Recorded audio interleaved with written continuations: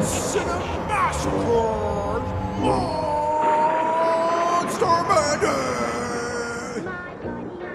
In the 1980s, there were all kinds of doll toys like Cabbage Patch Kids and My Buddy, and it seemed often these type of things were made into movies. The movies advertised the toys, and the toys advertised the movies. It's a never-ending commercial. But then comes along the movie that's the anti-commercial, Child's Play. When this came out, nobody ever thought about dolls the same way again. It's about a kid who thinks his doll, Chucky, is talking to him. You know perfectly well that you're making this up.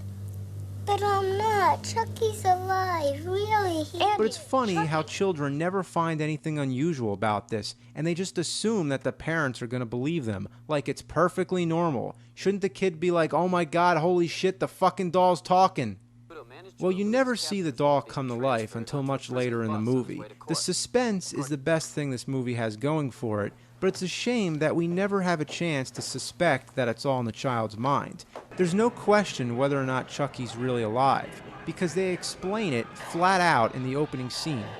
A robber gets shot down in a toy store, and just before he dies, he casts some kind of black magic, transferring his soul into the doll. If that's not enough exposition, there's a scene later on where the mom and the detective recap on the whole incident.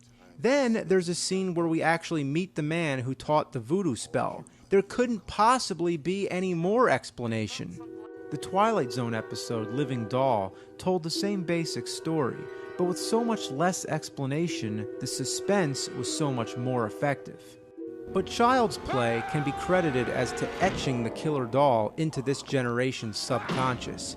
Chucky is a memorable slasher villain, worthy of being idolized along with Jason Voorhees and Freddy Krueger. Hi, I'm Chucky. Wanna play? That was his catchphrase. I remember when this movie came out, I was having dinner over one of my friends' houses, whose name happened to be Chucky. We must have all been around 7 or 8 years old. So anyway, Chucky was just goofing around, picked up a knife and said, "I'm Chucky, wanna play?" The mom's response was to grab him by the wrist and say, "I'm Mommy, want a spanking?"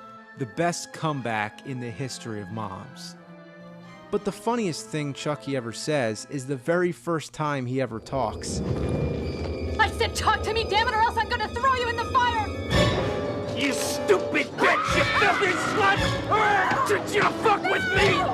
That, in a nutshell, is why Chucky is so great. And nothing can stop him. He keeps coming back in sequel after sequel, which only went further with the comedy. Who the fuck is Martha Stewart? Don't fuck with the Chuck! Chucky, you're the man.